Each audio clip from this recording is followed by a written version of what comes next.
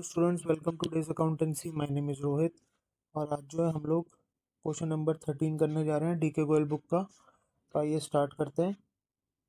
तो हमें इस क्वेश्चन में करंट एसेट फाइंड आउट करनी है, राइट।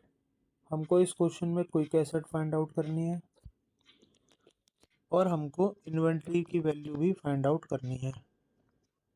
सबसे पहले हम इस क्वेश्चन में रिलेशन समझेंगे कि हमें कैसे इसको निकाल सकते हैं। अब हमको पता है कि करंट एसेट जो है, करंट क्विक एसेट का फॉर्मूला क्या होता है? Current asset minus inventory minus advance tax minus prepaid expenses,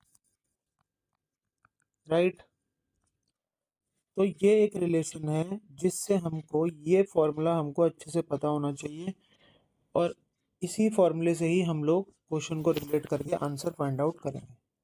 तो सबसे पहले करंट रेशो हमारे को गिवन है। तो करंट रेशो का फॉर्मूला क्या होता है? करंट एसेट अपॉन में करंट लायबिलिटी।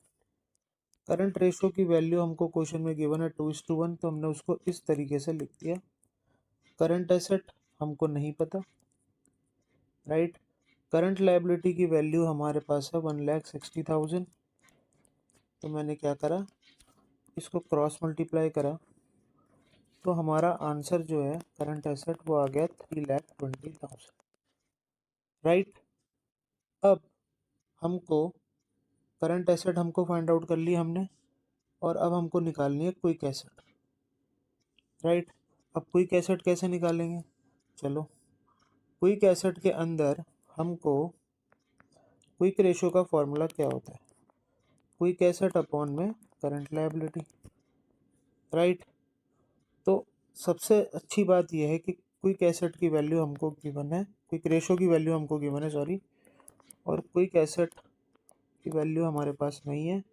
करंट लायबिलिटी जो है वो हमारे पास है 1,60,000।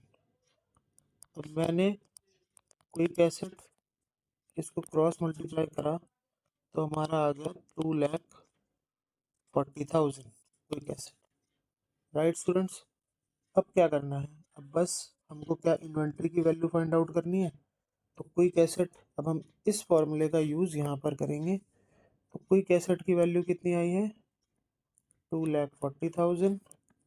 करंट एसेट की वैल्यू हमारे पास कितनी है? 3,20,000। इन्वेंट्री